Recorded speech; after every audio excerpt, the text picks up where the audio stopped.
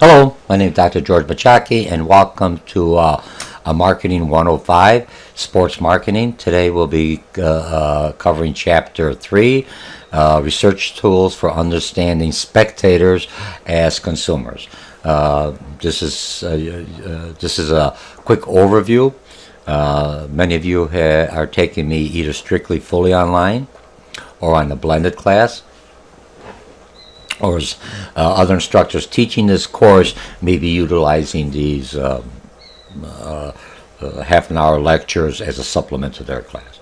So remember, make sure you utilize the book. I got it someplace out there. Open up the concept maps and we'll follow along, okay? And again, Harper College is a community college located in northern Cook County, Illinois.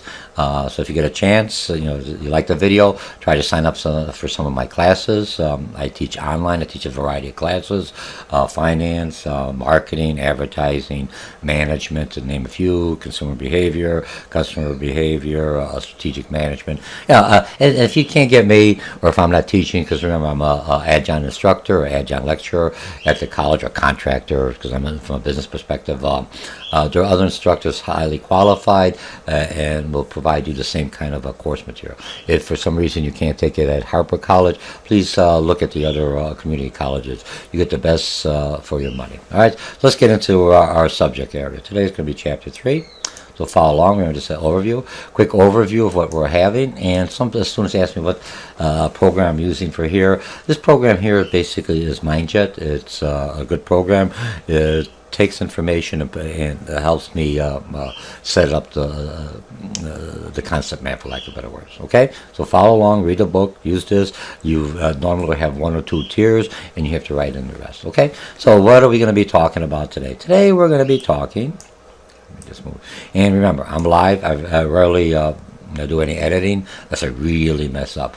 Okay, marketing research into sports. That's what we're going to be talking about. Conducting marketing research. Remember, to do marketing research, you got to get the data. You got to know who your customers are. You got to know what they're thinking as best as you can.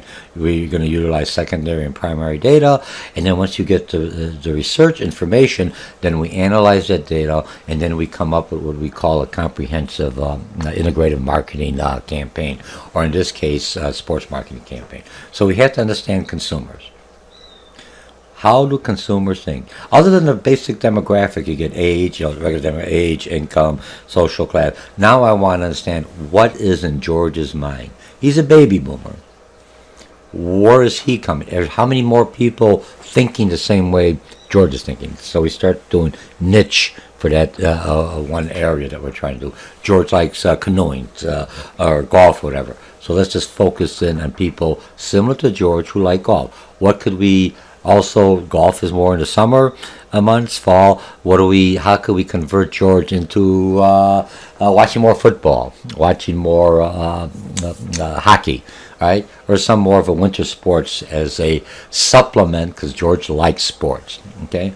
Various research designs. We're going to be talking about that down the road. A questionnaire. When you're looking at questionnaires, and some of you, we all get questionnaires. Now everything questionnaires is on online, for lack of better words. How do they get you to answer questionnaires? They don't tell you how long the questionnaire. When an iPhone, when this, something specific for that graphic. I'm not stereotyping. General population that I know they want. And so when you go into the questionnaires, you put it in. One thing, we'll talk about questionnaires real quickly. Nalta did a real nice job, but the questionnaires, don't make them long. People drop out. And sometimes, I'm just going to tell you, some of those questionnaires are specifically made long so they don't have to pay out. How do I say that? You come in there, I'm going to run an iTablet. Oh man, I want to do this, right? And I go in to start the questionnaire. You have a chance, and give you the odds so it's more favorable, not like the lottery. You start asking, what's the first thing you ask you? Give me your name, give me your phone number, give me your email address. Tell me if you're male, female, right? Give me some information, and then they start getting into the depth of the questionnaire, which is considered primary data. Okay, costs me more, and then I'm answering a question. And 20 minutes later, I keep on going. I look at the bar at the bottom here. You know what I mean? Man, and I quit. I said, hell, I quit this. This is too much. I'm not going to give them that kind of information. What did I do? I just dropped out. Think about it. I dropped out. That means I don't did not complete the task that they were requiring. I mean, it's nice if some go through all of it. Did not complete the task required, just dropped out. What did you already provide them? Your email, your cell phone, your home phone, and some basic information about you. I've got what I really wanted. Now all of a sudden, after I do a lot of those surveys, what do? Even though it says I just want my friends, affiliates, or whatever the organization, boom, boom, all of a sudden I'm bombarded. Phones ringing off the hook, things coming on. What did you do? You just got it, and they didn't have to give you a darn thing. Is that ethical? I teach an ethics class, but is it marketing? I pushed the limit. If you failed everything else, you had the odds. You decided to drop. Is that a technique? You make the decision. Welcome to sports marketing. All right? So, but anyway, so if you're going to do that and you really want the data, be specific on the questions you want. And we'll talk a little bit about that in the questionnaire. Now remember, if I'm looking at the questionnaires, before you send out your survey, give it to a focus group. Most of you are a small business. If you're a larger company, you could have different focus group. Ask them to respond and ask them if they understand the question. If they say, yeah, I can understand, this one's kind of fuzzy, and make sure you know what you're doing. Usually, I had to do a questionnaire for my dissertation, and I wrote it up. I think I'm giving it to academics, for lack of better words, wrong error. And they like to read, you know what I mean? They will go into the depth. Shit, no, they don't got the time. So I had open-end questions. You write and say, and then when I gave it to some of the vice presidents or provosts to review from other colleges before I send it out, they basically said, too long. Give me quick. We're busy people. We don't have time for all this, George. You want it done it. All right. Now, do you do everything else electronically? Sure. That gives you easy for data. Some people don't want to give that information electronically because it figures out in the web. Everybody knows me. Look at your audience. Make sure you understand the questionnaires. Understand that they understand. Do a focus group. Look what the hidden meaning is, why they don't respond or why they would respond. That's all I have to say. Okay. So we've got that. Now this class here, we're going to be looking at consumers. But we're looking, remember, in sports marketing, you have participants. They're going to be doing the next chapter. And we have spectators. I'm more of a spectator because I'm a little bit out of shape, a little older. So I like watching the sports. I still do participate, maybe biking, hiking a little bit, canoeing, fishing, maybe a little, archery, maybe a little target shooting. Those are things I enjoy. It's relaxing. I could focus in. And, it relieves stress. And it's something I like doing. Some people may just like playing cards. They playing pool. I do play pool. I play a lot of different sports. A little bit here. I'm not the best of any of them, but I enjoy it. But that's me. So how do I target this person who has a rounded thing, likes a little bit here, but is not really what I call my loyal, 100% one sport only type of individual. That's the majority of your customer base. You've got those. They're going to buy no matter what. You've got them in the middle. How do I filter them out to do other sports? Remember, it's not only going to the sports, it's also selling the merchandise, everything else that comes with that sport. Okay? And then other advertisers will come in there because they want to promote their product. Okay, so market research is a set of, and I'll just read this out real quickly, a set of processes that links the consumer, customer, and end users to the marketing through information. I'm just trying to get some information on them so I could sell them to them. When you do a cold calling, or you get the telemarketers that call up and they ask you a certain question, they're just trying to find out something about you, and they sell that data. Okay, George likes religion. He's a religious person. George likes canoeing. And then why send? But he is disliked from football, or he doesn't like hockey because he may like whatever. I'm just making some of this up. Why send me someone to harass me, for lack of better words? It's wasted their money. If he already did some kind of indication to some of these surveys or telemarketer, I can now send information specifically to try to bring him up to that next level. Welcome to marketing or sports marketing. This is research. Identify, define opportunities and problems. Some areas that you may not want to get into, but some areas got opportunities. Remember the SWOT: strengths and weakness, opportunities and threats. Opportunities and threats are when you're scanning the environment outside the organization. outside. I can't control them. Here's the new laws. Here's what they like. This group is doing something that's upsetting the fan base. Maybe I don't want to put it on there. This group said something else, and the advertisers, because they're protecting their brand, you get enough people saying, "Hey, don't carry that product because my customers are giving me a message not to advertise there, and I don't want to lose my customer base. I love you. I don't care. You got good, but I may pull back." All right. Generate, refine, evaluate market action, monitor marketing performance, and improve an understanding. And this is a basic definition from the AMA 2014. Look it up and you get some information. Okay, so sports marketing research. Systematic process of collecting, analyzing, reporting, enhancing decision making throughout the strategic sports marketing process. I've got an idea, I understand what the customer wants. I bring it up like a feasibility to see, will this work? And I do an ad to focus group or ask people. In each step, I'm asking and what do you call it, for lack of better words, making a decision. Yes, this is the right way. Oop, wrong color or wrong spokesperson, whatever, and we're moving forward. Okay, through the rational decision-making process. Uses marketing research. 4 best uses of market research. Here's a link. You can go in there and list the uses. Now, I've got all this in the book. I'm just going to show what products or services, what are the latest changes, how are consumers receiving sports. This is all out of the book. Remember, you've got to read the book. There's so much information. Those of you going to marketing or sports marketing, this book basically, remember, sports marketing is just one avenue or one aspect of overall marketing. It's just we're looking at the entertainment section. Okay, what are the best way to promote my product? Just question. Blah, blah, blah, blah. So when you're in that position, what price are consumers? For lack of better, NFL, because of the downturn, they were basically dropping their seats so low, and still people wouldn't come in because they were upset with them. Not all. A certain core. Their core said, "Hey, we don't want this." Boom. And so they're looking at the outside, but the outside is not their core. The outside is like a spectator, like what I'm talking. They look at it, they don't look at it. You upset that core, that is your baseline, your lifeline. You always try to protect your core, and then you go outside to get those in the fringes. Maybe I could bring him in the core, but maybe not. So those are very selective and emotionally charged people outside your core, but the core you try to always maintain. Don't upset that core. You upset that core, it's like anything else. That's your foundation. Falls apart. The wall, the building falls. It's on a shaky ground, for lack of better words. All right? So you've got that. I'm not going to read that. You've got that in your book. You're doing good. Market research. We've done that. Okay, so now, the steps in market research. These are the similar steps if you've taken any management class, what they call the rational model, defining a problem. So what's the problem in market research?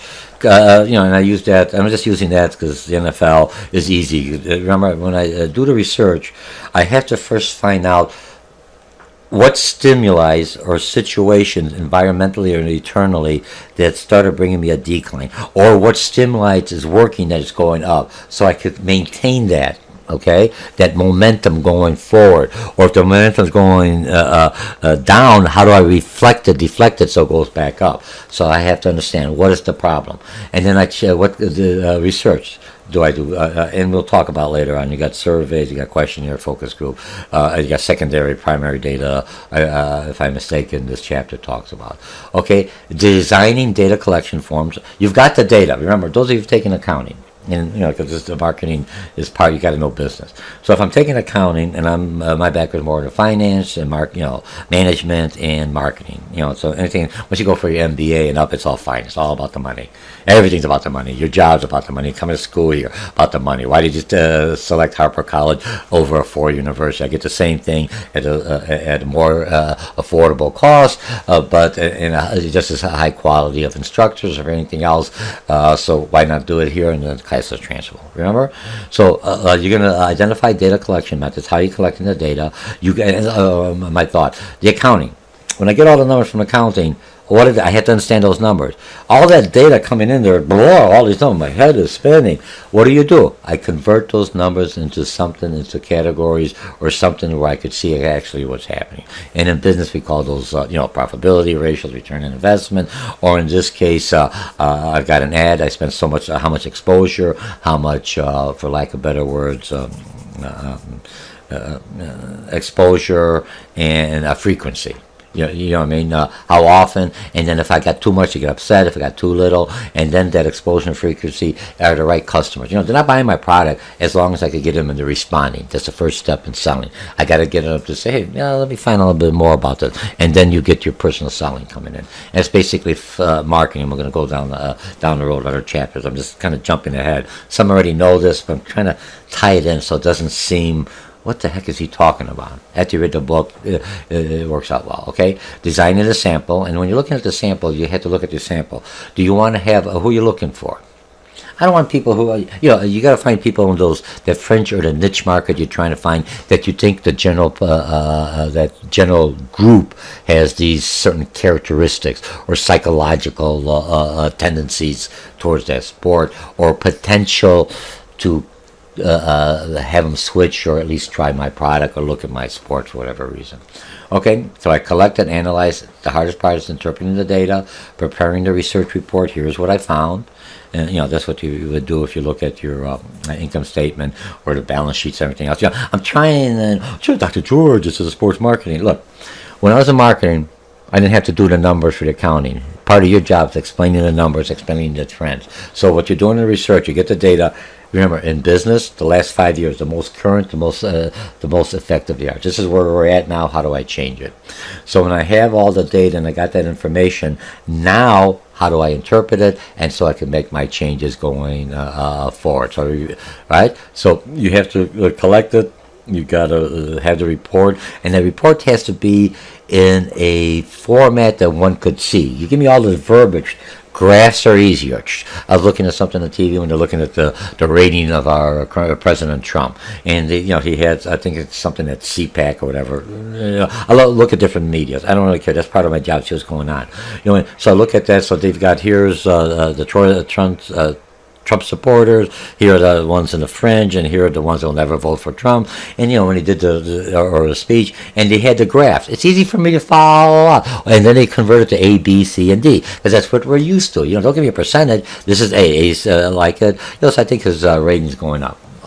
And do I agree with him? Now, you got to be careful with the polling. Remember, I'm getting the data, because if you look at the election, they said there's no way in hell he's ever going to win, so the pollings are wrong. Well, the pollings were wrong. They asked the wrong question. My question, forget about the presidency. Sports marketing.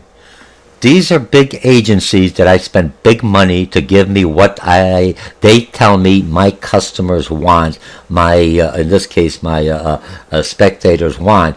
If they blew it that large like that and they said there's 100% confidence, what does that tell me? What else are they wrong with? You see what I'm looking at? Don't get wrapped up with this. I don't really care about that. You know what I'm talking about? I'm looking at, they blew it that big and these are supposed to be the best, so now the data. So start looking. I got a question. Where did you get the data from? All right, and then general suspense. So here's another link. Okay, issues addressed at initial researching. A brief background and history of the organization. Right, that's what we got to find out. Who's requesting the data? Background and types of research the organization has done in the past, if available. Utilize what you did. If you've used primary surveys, and so let me try something different. Maybe I'll do more of a survey, a primary thing, instead of going face to face. Like in some of the malls, I'll do it online. See what my response are. You're always looking to the one that's the most cost-effective and efficient way of gathering the information. The problem when I found out with some of the things why they blew the polling was so off on the last presidential election, because they only polled people in the urban areas. They did. That's too much work to go out into middle-class individuals and do the polling. It's easier. I got the data. I call here. I got the same number. They missed what they said. They missed a whole group of people that were not polled. And that was the group that changed the whole thing. So now they're doing different. They're looking at web. They're looking at younger individuals like you who are taking online. They never read the paper, don't answer the phone. Who's on the other side. But still be just as weary on the computer. Just because I put a site and a name and I'm friendly, you don't really know where that data is going. It's more, all right? I'm looking more from a student perspective here. From a marketing perspective, I don't want you to look at all of that. Just answer the thing. Win the iPod. All right? Remember, I'm trying to give you the balance here. All right? Now, info that the organization wants why. What plan, what are you going to do once you attain it? Some companies just go out there for data mining, get the information, and they sell like I mentioned before, they sell that information to other people. Say this person already is religious, this person here already likes sports, this person likes this kind of sports, soccer, whatever, and now I can market to them or her because I find out some things that they like. So when I call up, hey, are you interested in a canoe?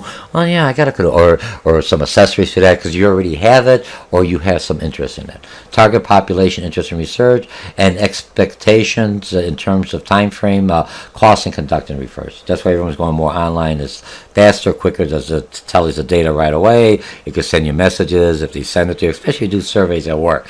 Yes, I'm not going to do that. All of a sudden I keep on going because the system says, even though it's anonymous, they just know we send out these, they don't know whose name's behind there, but he or she never returned back.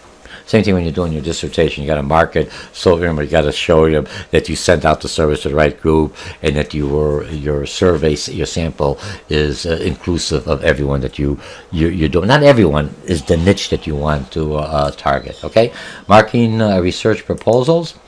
You got to do the background of the history, define the problems, opportunity. We talked about research objectives. What do you want to get out of there, and the methodology. samples, procedures.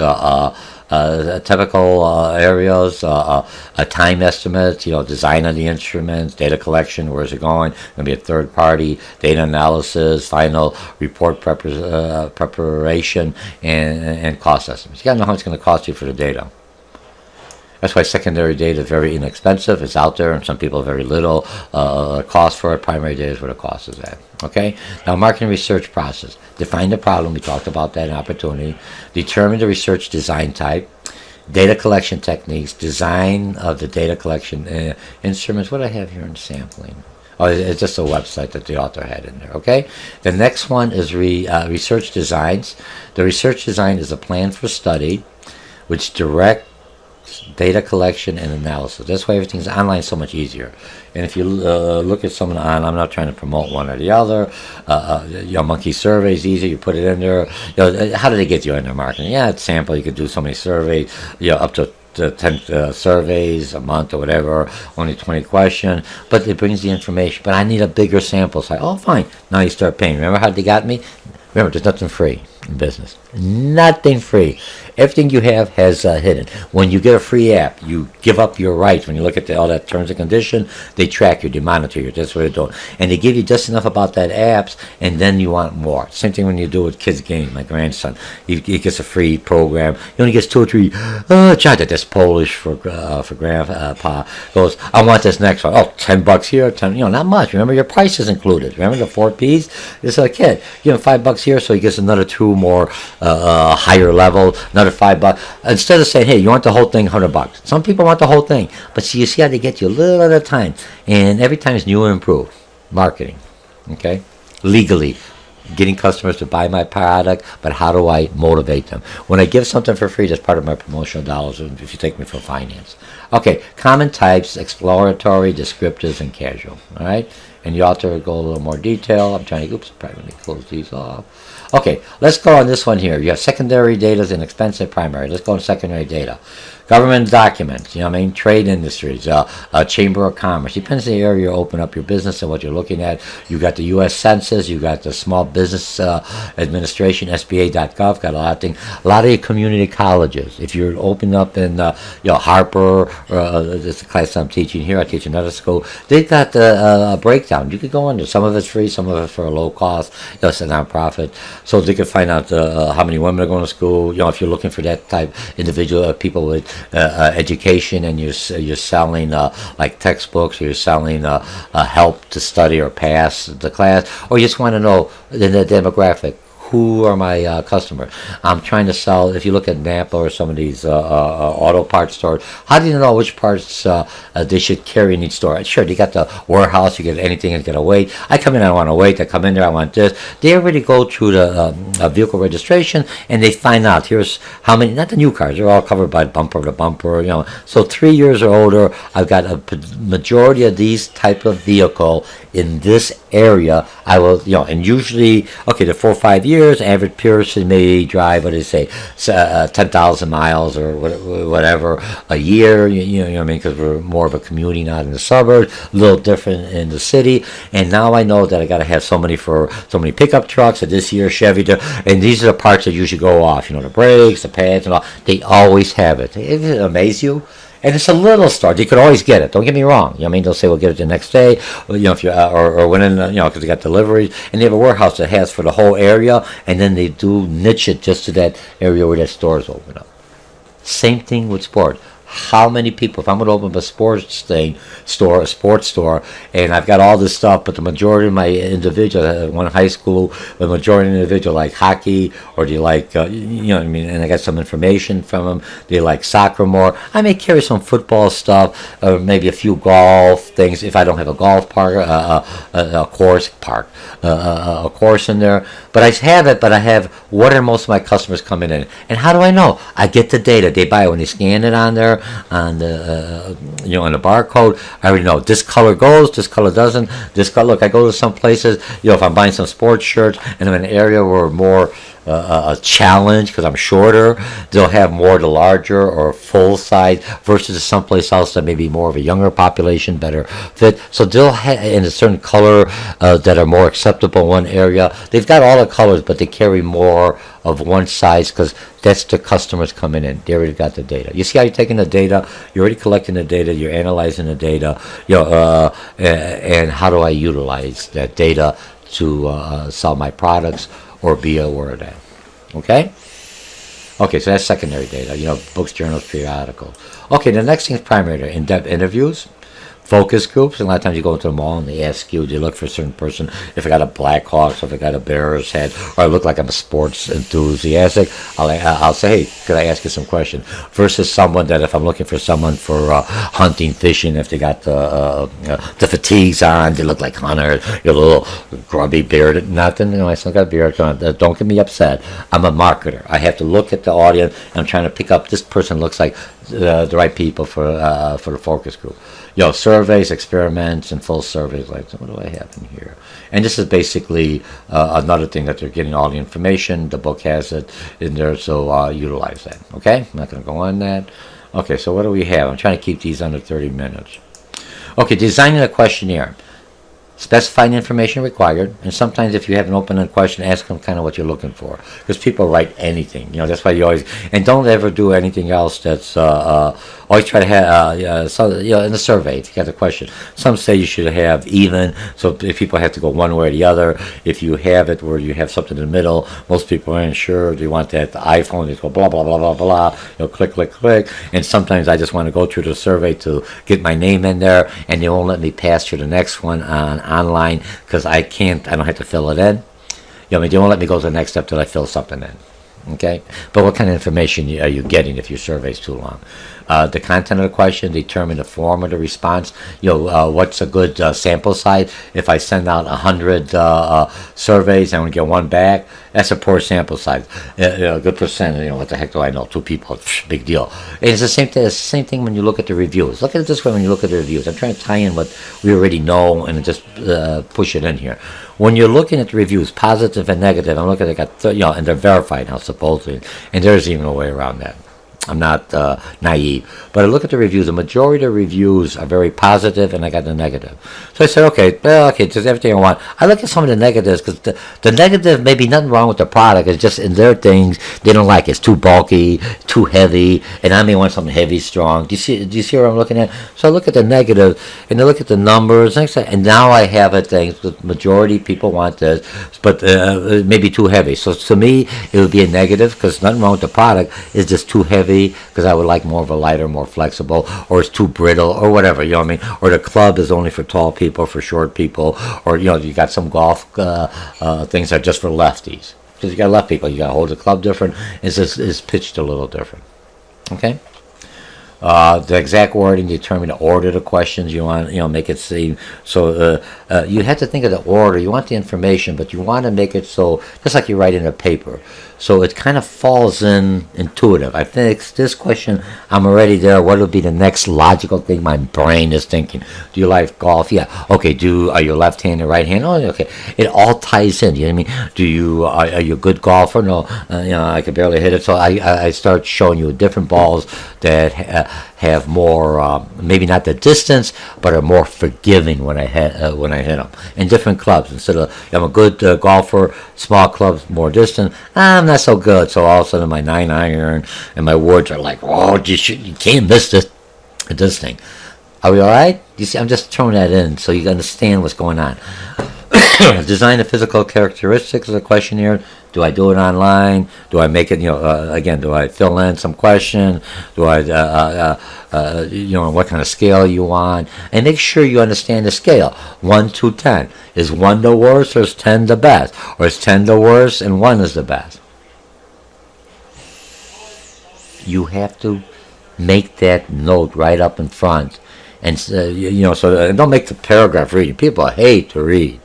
Make it short, real quickly. Here's the scale. 1 is excellent, 10 is terrible. Or if 1 is the poor and 10 is the best. Okay?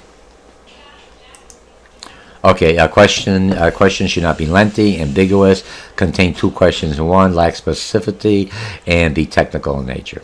Straightforward.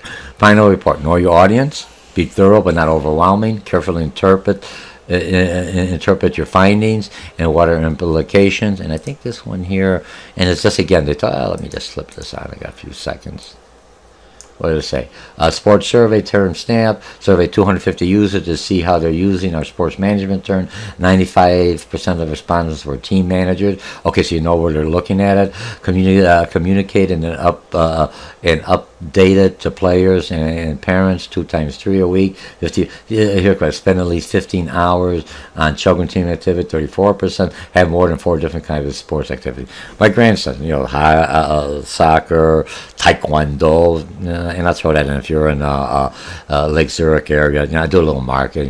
He goes to Taekwondo. They're master camp, real nice thing. He goes to someplace else, I think in Island Lake. I'm just here, for what do you call it, jiu-jitsu, and they're only smaller ones. But the niche, how do they do it? They bring word of mouth. They bring people in. Do you see what I'm talking about? They don't do they do some advertising, but just small operation. And what they happen, people could come in. You could practice with them for 1 or 2, see if your kid likes it. Boy or girl. They got it for adults. They got it for seniors. You see how the different segments. Who's the slowest during the daytime? Kids are in school. What do? You bring in the moms with kids, for an exercise, how to defend themselves or keep their body straight, or yoga, or you bring in the dads later on at nighttime or weekends or in the daytime or something else, whatever. Or you do family thing together. You see, so they're still teaching the same sport, but they're bringing different people. They're making different connections, different linkage. I think he's doing an excellent job. And the reason I bring that, because a lot of your small businesses, you may be working as a consultant for something like that. You know what I mean? All right? All right. Okay, so we've got that. Again, I think I got everything done. I think I don't know. I'm always surprised how long. I enjoy teaching. I enjoy learning. But remember, even if some of you are taking this class, you're taking this because it's just another field. You don't know where you're going to end up at. Maybe sports marketing, you know what I mean? But I don't really like any sports. So when you go for your interview, tell them I'm a bowler, I'm a hiker, remember that whole list? So they understand that I got to find everyone, unless I'm looking specific. If I am a marketing company and I'm a sports bar and I'm basically pushing more for football type of individuals, for lack of better words, or basketball or baseball, I want to at least 1 or 2 of my individuals on there that have the expertise. If I was going to tennis, and I don't know anything about tennis. I may bring someone in that has a tennis background. Not that I can't learn it. I want the person that really enjoys tennis, because I'm trying to catch that psychological, that spirit. That, I mean, it's not a tennis player. Baseball. I watch baseball boring. Try to, and when I'm saying boring, that's why you got when we talk on their. I forgot the name of the company. It's anyway, it's not the major leagues. My mind is on it. But if I'm bringing someone else, I want that person who has a passion for it, because he or she knows the passion of either he's a spectator, or she's a spectator, or she or he's a participant. I don't have that. And when I say boring, I try to take my grandson and play baseball. Unless the ball goes to him at the beginning, nobody hits the ball. You could throw that ball at the kid, not at the kid, at the batter, female or male, directly at that bat. That's the only way. He's holding there, she's holding like that. So you're, as a pitcher, trying to get it. Sometimes you're the coach. You throw it so they hits the bat, so it bounces. So they think they actually swung, but you're basically doing it for them. But it never goes out into the outfield. That person, you know what I mean? Whereas soccer, you're all running, you're all moving. All right, so that's what I'm saying. You know what I mean? So. I'll end it at that, because maybe I'm getting some people upset. Mine's not to upset you. I want that passion, all right? So that's what I'm looking for, all right? So again, my name is Dr. George Mochocki. This is Sports Marketing, Marketing 105, all for a part of this a series. I think there's 13 chapters, for lack of better words, 13 sections. We're looking at research tools for understanding spectators as consumers. Harper College is a community college, 2-year college. They also have a university center on there that you could graduate. After you finish your 2 years, you could transfer to some of the 4-year universities. It works out well. And it's not only Harper College. Most of the other colleges do that. I just push Harper because this is who I'm representing at this time. Remember, as a sports marketer, I represent different clients, different schools. This is the one I'm doing right now for them. So you represent the organization that is funding you at the present time. Again, I'll see you in the other class. Let's see where we're at. 36 minutes. I went over a little, so I won't say any more. I'll see you in the next section. Bye. And thank you again for signing up.